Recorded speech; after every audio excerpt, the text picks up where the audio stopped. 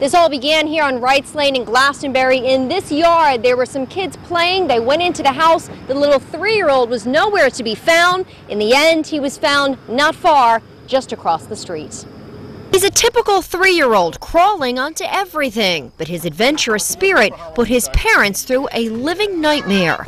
Mason Lamont had been playing on the front lawn with his brothers and cousins. Yeah, they walked in the house and I asked them where he was and they said he's outside in the front, and I walked out front and he wasn't there. Her first thought, he'd been abducted.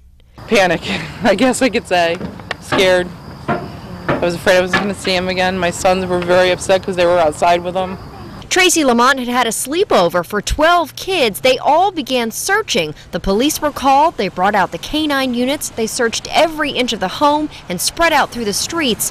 Tracy had to call her husband to say little Mason was missing. But her family rallied around her. Her sister Holly immediately joined in. I was driving around. I was calling for him. I was over at Brewster Apartments. I went behind Bertucci's because he hops fences. Friends and neighbors also came out to help. Devastating. I mean, everybody was, it's a child.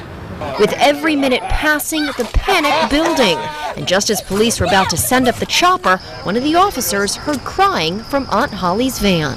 He was crying in the car and he was scared to come out. So I had looked through the back of the window, but I didn't open it because I could see my stuff back there, but I didn't see him. So he must have been laying down in the shadow.